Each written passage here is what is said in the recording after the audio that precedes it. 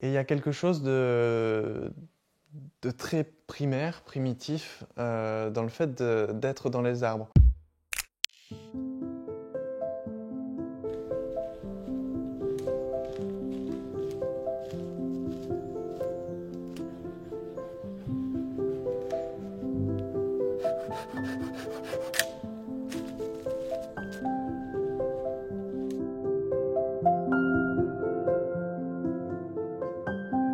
J'ai eu la chance de grandir en lisière de forêt et plusieurs fois par semaine, j'avais la chance de faire cette passerelle, d'entrer dans un territoire qui n'est pas le mien. Cette attraction viscérale pour la forêt m'a passionné pour la matière résiduelle des êtres vivants qu'on ne peut pas louper en forêt, qui sont les arbres.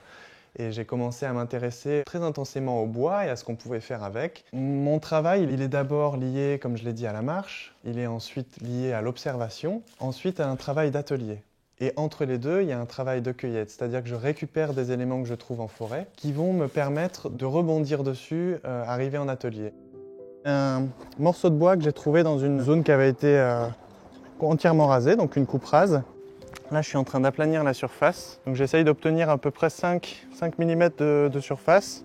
Et il va y avoir un texte gravé qui va parler en fin de compte de l'histoire de ce morceau, qui va s'appeler « Et soudain tout disparaît ». Et ensuite, l'objectif, ce sera d'en faire un bronze de cette sculpture. C'est ça qui m'intéresse aussi, c'est de focaliser mon attention sur les bizarreries ou les étrangetés qu'on peut observer au sein du sauvage. Par exemple, des écorces de bois fossilisées qui ont 350 millions d'années, comme des galles de chêne qui me servent à faire de l'encre de tanin, qui était vivant il y a encore quelques semaines. Tous les éléments que je récupère, ils ont été soit vivants, soit liés au vivant.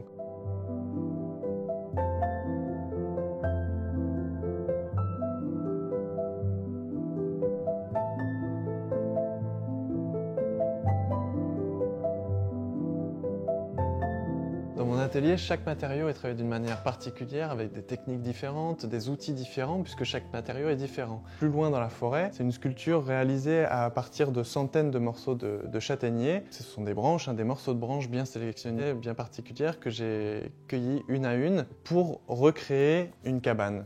Il y a vraiment cette idée de cocon, où on est bien dans son espace, où on se sent pleinement en sécurité, sans oublier que l'extérieur, le sauvage, reste hostile malgré sa beauté. Et donc il y a une espèce de fusion qui s'opère entre l'humain qu'on est et la forêt, et on devient presque l'humain qu'on a été finalement. Ce qui m'intéresse, c'est de générer chez le public une vraie sensibilisation à la forêt. C'est de générer une espèce d'évasion vers un milieu forestier, vers une expérience forestière, et donc une sensibilisation à quelque chose d'agréable et de pacifique en forêt.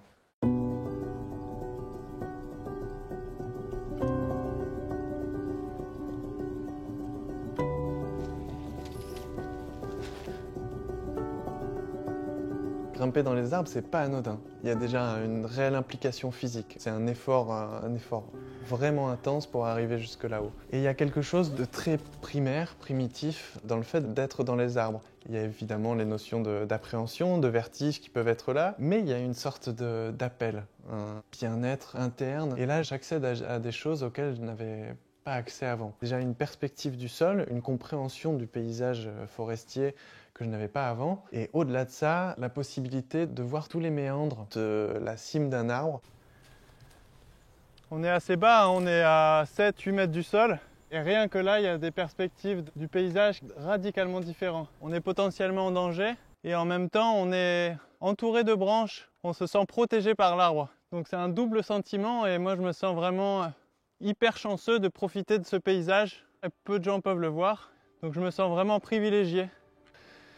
C'est quelque chose qui est vraiment passionnant à observer, et je suis en train d'initier un travail vidéo que je commence à peine, qui va s'ancrer dans la forêt qui est tout proche de chez moi, une forêt qui va être donc amenée à être bouleversée par des coupes rases au profit de plantations de monoculture. Moi, c'est des choses qui m'affectent énormément, avant tout en tant qu'humain.